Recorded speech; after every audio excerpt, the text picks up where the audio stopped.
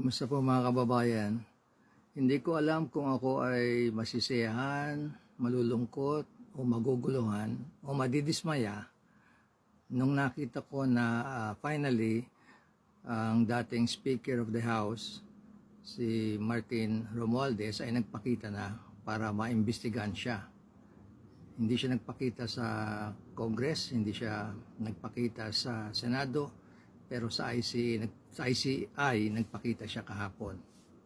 At kung mapapansin ninyo, sa lahat naman ng iniimbestigahan, siya talaga ay sa tingin ninyo ay tuwan-tuwa nung lumabas siya sa ICI. Tignan po natin ang context nitong pagpunta niya ron. Okay. Nagpunta po siya ron, ang balita, supposedly, ay gusto niya maging state witness. Naintindihan natin dahil dun sa nakaraang investigasyon ng Senado dun sa pamilya ng mga Diskaya at nagpunta sila sa Department of Justice. Naintindihan natin ang kinakailangan para maging state witness ka. Number one, sinasabi nila, dapat ikaw ay isa sa mga gumawa ng krimen. Hindi pwede yung nakinig ka lang, sabit lang, o kaya nag-observer ka lang. Kasi kung ikaw ay kasama sa krimen, ibig sabihin ikaw ay kasama mula sa simula ng planuhin ng krimen at sa usapan nandoon ka at sa actual execution, yung paggawa ng krimen, nandoon ka. Kaya sinasabi nga nila, kung ikaw ay nandoon, ikaw lang ang hindi pinaka-mastermind o hindi ikaw ang gumawa ng krimen na pinakamalaki. Ibig sabihin, hindi ikaw ang nagplano, nakisali ka lang doon. Kasali ka, actually. Okay.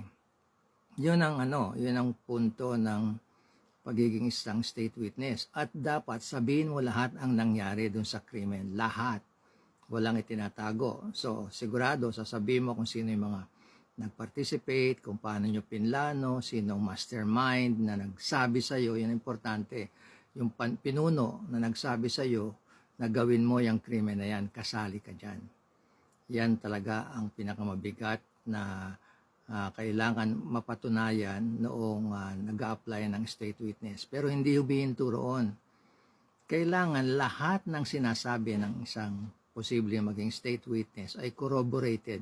Corroborated, ibig sabihin, may magsasabi at siyang magiging magsasabi na, oo, kasama nandun siya. Ibig sabihin, yung magsasabi sa kanya, nandun din. Siya magpapatunay na lahat ng sasabihin niya o sinasabi ay totoo.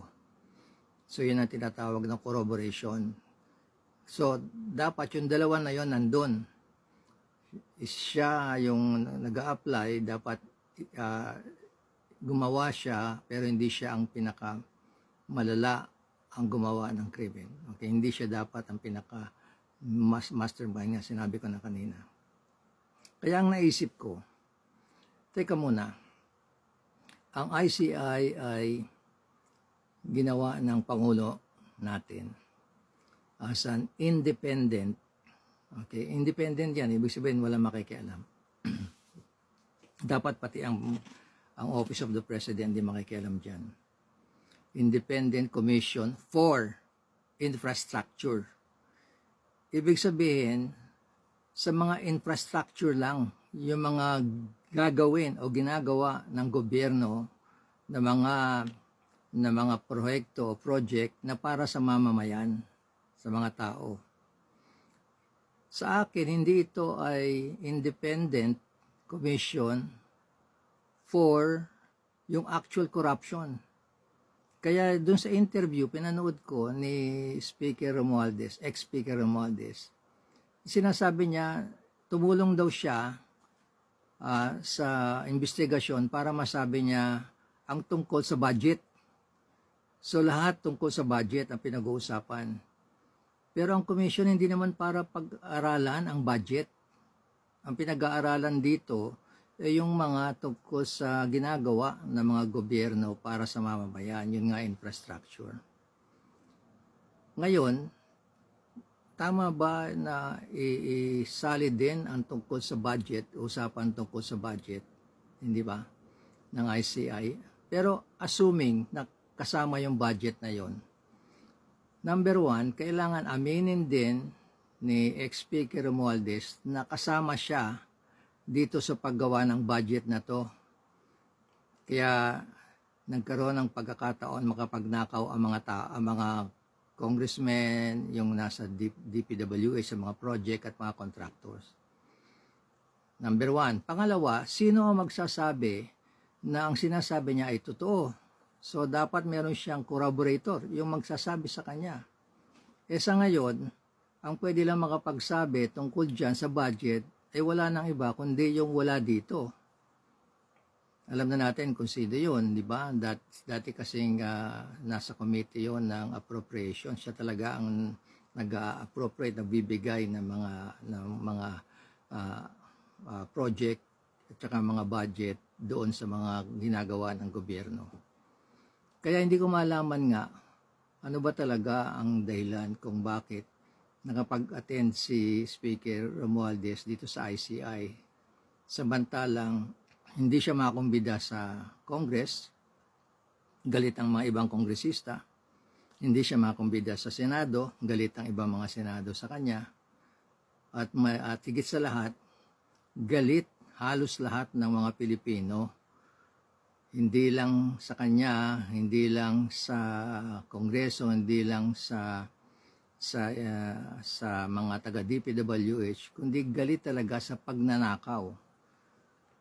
Ang tanong ko nga, ito bang ICI ay ginawa para din imbestigahan ang pagnanakaw na ginawa ng kung sino-sinong tao mula sa taas hanggang pababa, na ilang ano sabi nila, hahabol na daw sa 100 trillion, hindi lang billion, trillion ang nawala sa atin na dapat ay binigay sa mga Pilipino, hindi lang dito sa atin kundi sa abroad.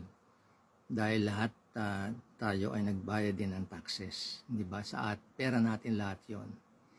Kaya sa ngayon, hindi ko talaga alam kung ano mararamdaman ko.